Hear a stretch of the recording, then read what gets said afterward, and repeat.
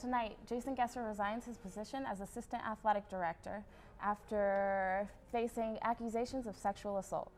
We take a look at the backlash from Fiji House's racial dance.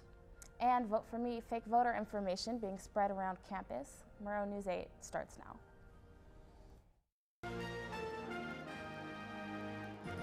From Studio B on the campus of Washington State University, this is Pullman's only nightly newscast.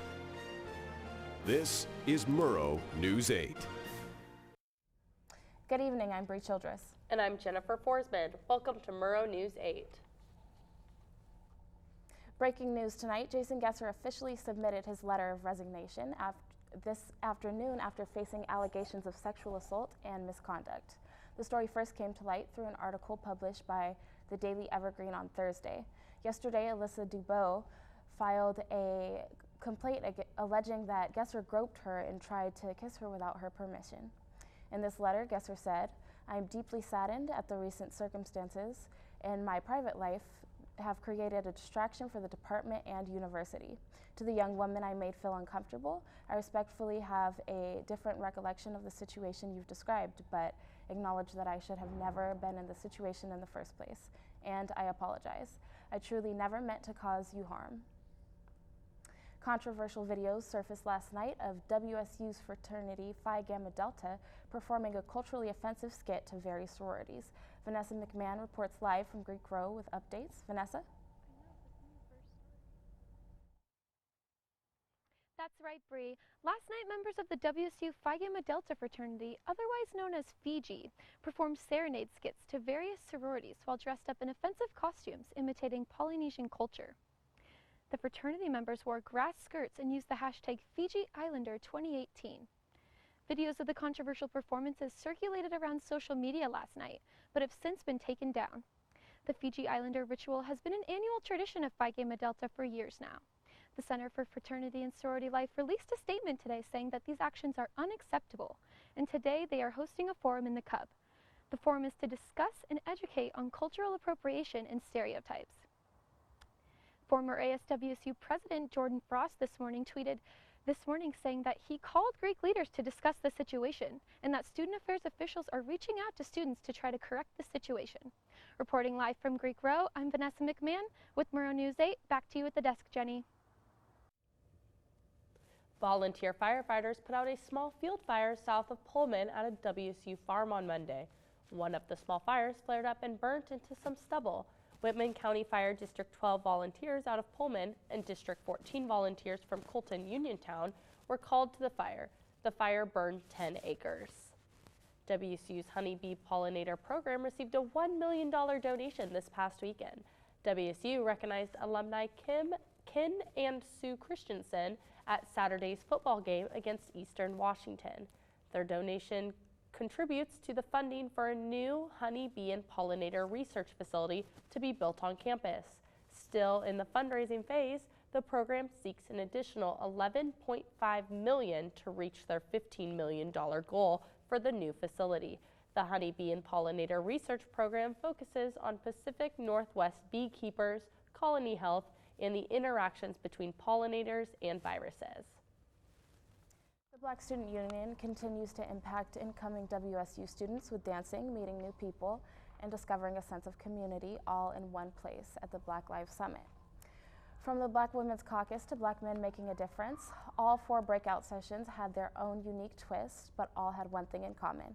The color of your skin does not determine one's success. The conference attempts to connect students with getting involved on campus and being successful in the classroom.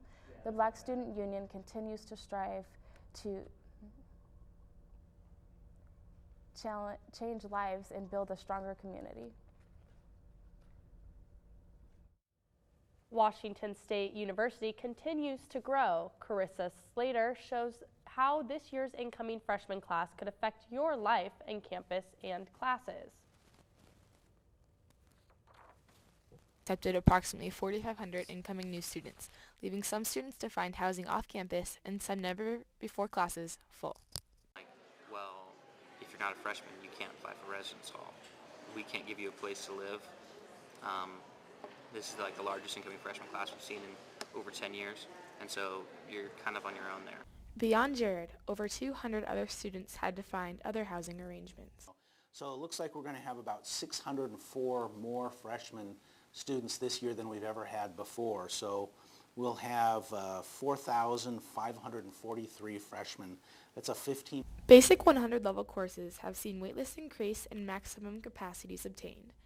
This is typically uncommon for some classes. What to expect for this fall? Although as the summer progressed, it was pretty obvious that we were going to have a lot of people. And we are maxed out this semester. We would like to see more people graduating in 4 years. But if we have freshmen coming in who are closed out of foundation classes in their major, that's working in totally the opposite direction to graduation. For now, students like Jared have to deal with current circumstances. For later, Jared asks the university to consider these few things.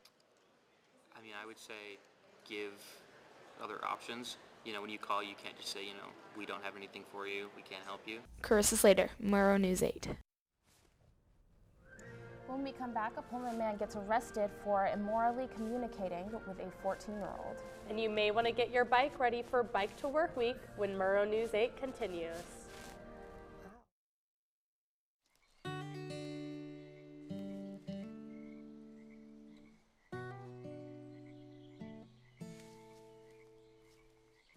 When you're out there, there's no telling what you'll find. I see it! Oh, look at you.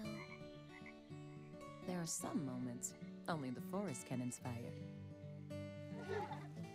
Find yours at discovertheforest.org. The great outside. My new mom and I have a lot in common. So shiny. We both love the outdoors. That's not a flower. And she knows a lot about wildlife. A labradoodle. You don't have to be perfect to be a perfect parent. Thousands of kids in foster care will take you just as you are. If you want to be a parent, it doesn't matter how you play or even what you wear. You just need to be there. Thousands of teens in foster care don't need perfection. They just need you. Pullman police arrested 22-year-old Jared Hagan on a felony account of communicating with a minor for immoral purposes Sunday night. The man allegedly sent a sexually explicit text to a 14-year-old girl. Police received a tip from a concerned parent that believed Hagan inappropriately contacted the minor and supplied drugs to her. Police have yet to find probable cause for additional charges. Officers booked Hagan into the Whitman County Jail where he awaits his next court appearance. The Secretary of State's office found no financial deficiencies in Whitman County's financial audit after the first time in over a decade. They reported no deficiencies for their 2017 audit. Whitman County Auditor Eunice Coker attributed the clean audit and accurate financial reporting to Whitman County Financial Director Sharon Cunningham. Coker also gave the new hire Cunningham credit for finding the $2.5 million variance from 2015. The auditor's office continues to work to address problems in Whitman County's election office. Both voters and non-voters should stay vigilant and look out for a new kind of scam here in Whitman County.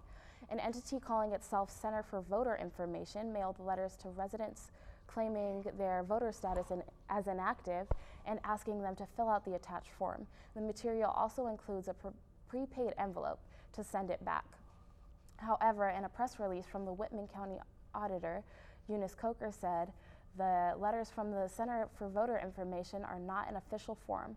Official voter forms can be identified as by the Secretary of State logo in the letter. In an effort to support the Pullman and Moscow biking community, a series of cycling events kicked off yesterday for the Palouse Bike Week. Events include group rides and seminars along with bicycle maintenance workshops. Palouse Bike Week aims to bring more awareness to cycling communities and pass on knowledge of the recreational and transportational opportunities biking offers. Tomorrow, multiple events on the WSU campus include a Coug bike cutting ceremony and a presentation on biking commuting to WSU. The entire week brings more visible attention to biking throughout the area. Next, Mackenzie Foster tells us how the 5-day weather forecast looks for Bike Week. When Murrow News 8 returns.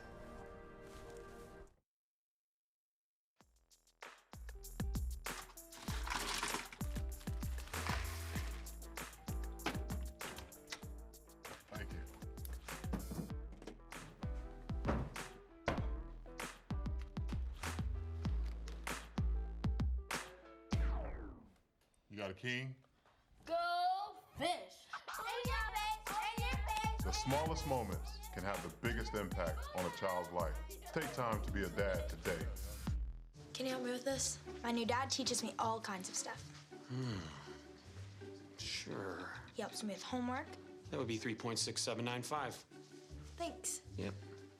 He helps me with my decision making. I wouldn't use this one. Ever. And he's even teaching me how to drive. And that's why cars have bumpers. I'm learning so much. You don't have to be perfect to be a perfect parent. Thousands of kids in foster care will take you just as you are. Now over to Mackenzie Foster in the Weather Center for a glimpse at this week's forecast. Mackenzie? Thank you, Bree. So as we continue on in the second half of September, we are still clinging on to those warmer warmer summer weather. Wow. So we have around an average of 65 degrees today. It's currently 60 degrees. As you look across the state map, you can see how in Pullman and Spokane, we're still holding on to higher 60s and lower 70s. As we enter tomorrow, we're going to see that the morning temperatures are around 65, so you may want to still have a coat on your way to class in the morning. Raises up to about 68, and then as we head into the evening, it's going to lower it down into the 50s. For the 5-day forecast, we're going to see that it's going to be in the 60s throughout the entire week. It's going to raise and lower. It's going to be up to 69 on Friday, and that might be your last day to be able to actually go outside and experience the warm weather, because as we get to Monday, we are going to see some rain showers. That's all for the weather today. Back to us. Can you believe it? Justin Bieber got married. We are tracking the story and we'll have a full update when Murrow News 8 returns.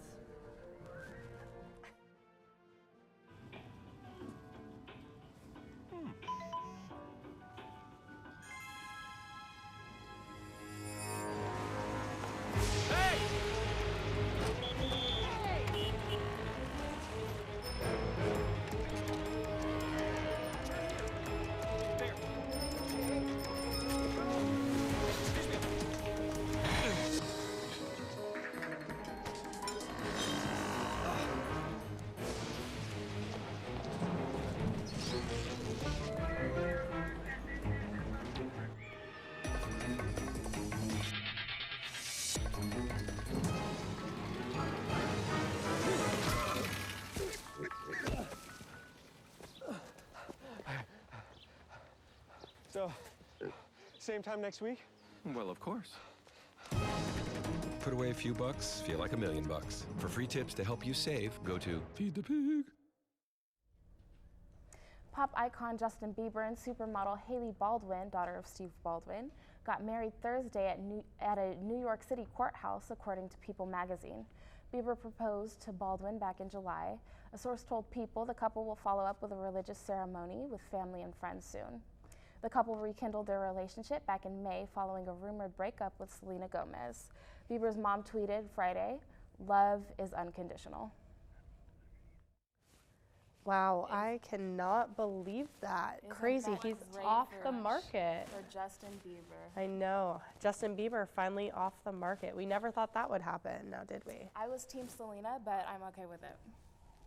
Thank you for watching tonight. Join us every weeknight at 7 and 10 for Pullman's only nightly newscast.